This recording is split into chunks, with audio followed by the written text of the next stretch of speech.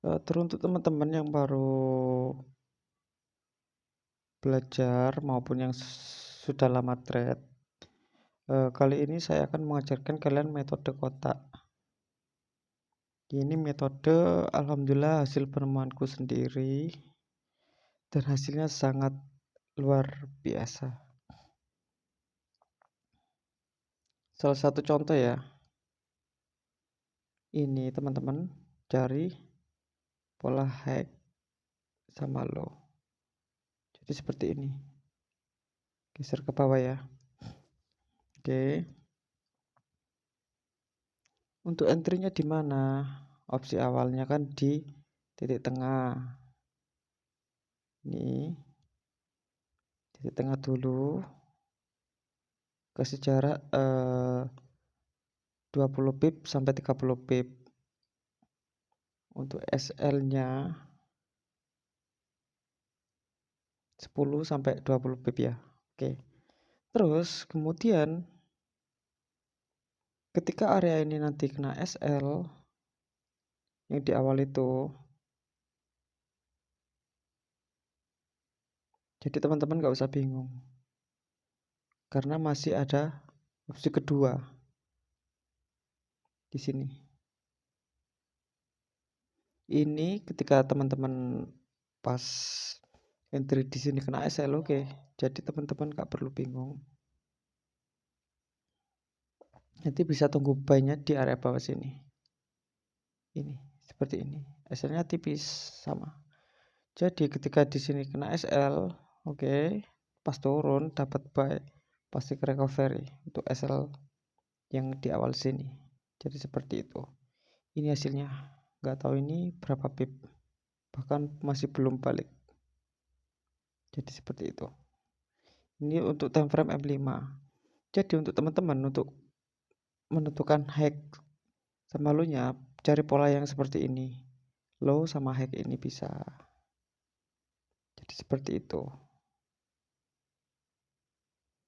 Ini pun juga bisa.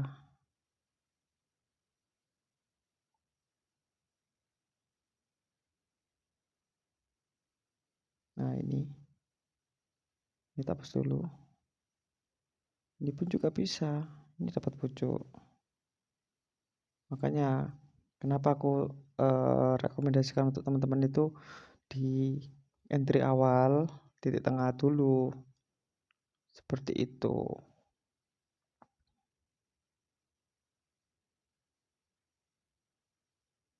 Dapat fly. Kalau mau belajar, pantau area-area sebelumnya ya. Itu banyak.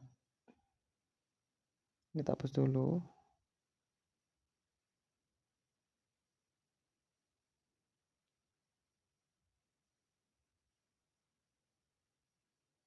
Di time frame M15 pun ya sama. Ini juga bisa. Low sama high ini juga bisa. Langsung tarik ke bawah. Ini untuk area buy.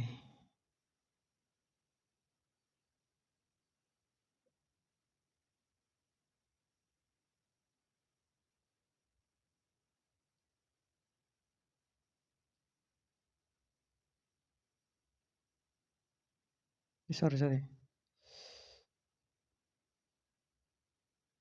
Ini X sama low. Ini area yang terbaru. Jadi seperti ini. Nah,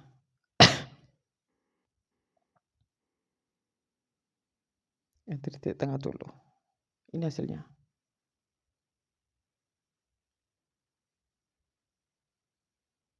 Sama halnya ketika pas mengikuti area sell. Area sellnya jadi seperti ini. Ini ya. Ini kan dapat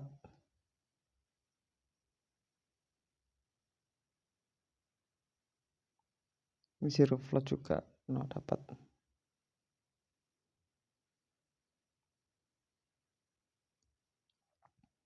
Area sebelumnya jadi area seperti ini juga bisa.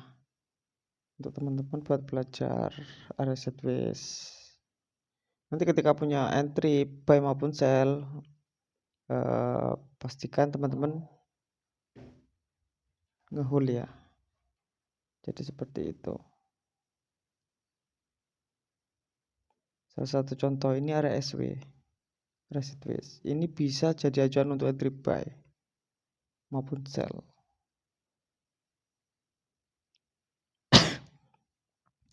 Salah satu contoh seperti ini.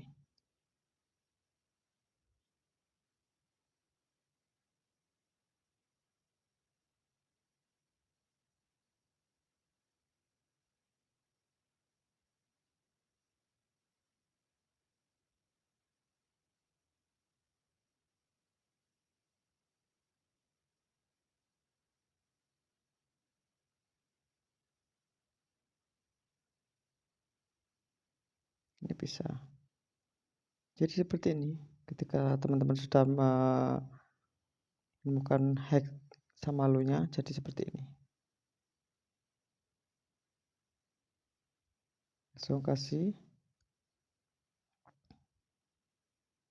Nah, jadi seperti ini.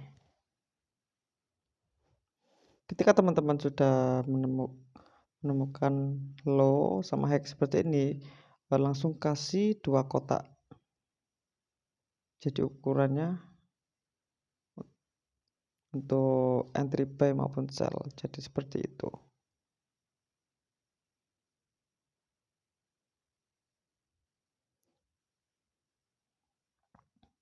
Time frame M15 pun juga sama.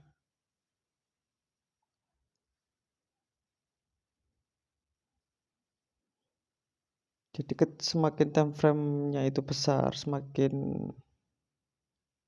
jauh juga untuk ambil TP-nya. Salah satu contoh ya, seperti ini. Ini bisa jadikan acuan untuk buy maupun sell. Jadi seperti ini. Ini.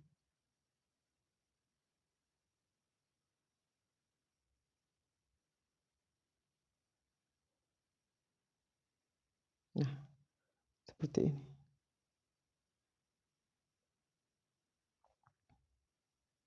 Dapat ya. Dapat pucuk.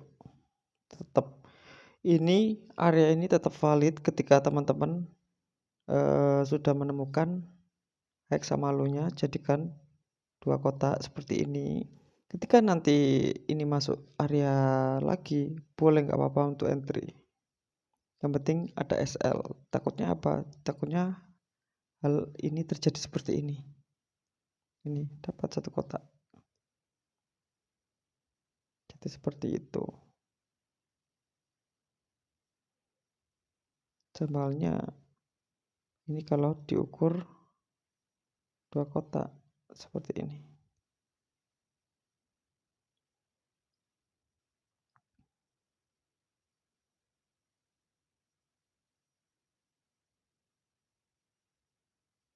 Ini juga masih valid areanya. Jadi ketika teman-teman sudah menentukan kotak ini, teman-teman tetap bisa jadi acuan untuk buy.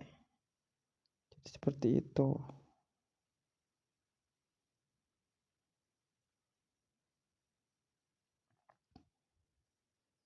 Time frame besarnya juga sama. Ini M30.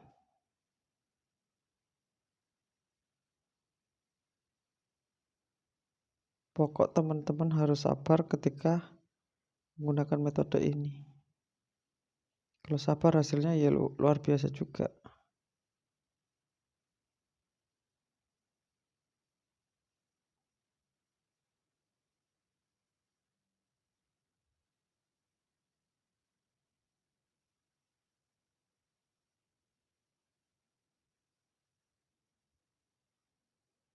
Kita hapus dulu biar enak.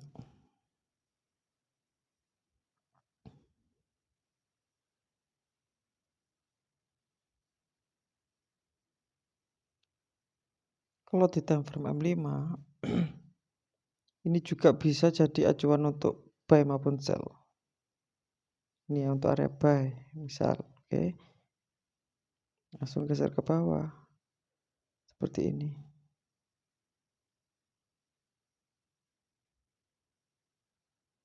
Titik pertama, opsi pertama di titik tengah dulu. Jadi seperti ini. Boleh. Kan dapat pucuk. Jadi ini juga bisa jadi acuan untuk mencari sell. Ini acuan juga. Jadi seperti itu teman-teman.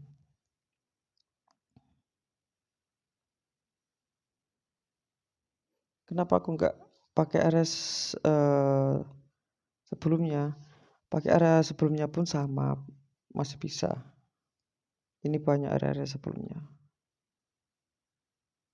Ini kan, teman-teman enak belajar langsung dari area sebelumnya. Karena apa? Karena ini sudah langsung ada jawabannya. Jadi seperti ini.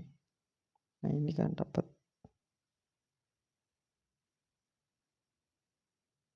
Ini enak buat pembelajaran. Nah, langsung dapat areanya. Jadi seperti itu. Jadi seperti ini.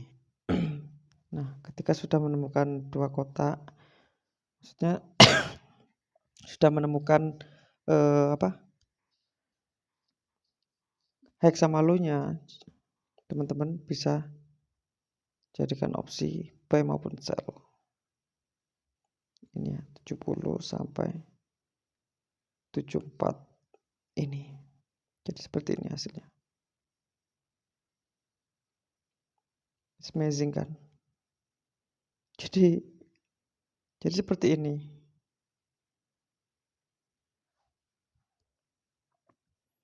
Ketika ini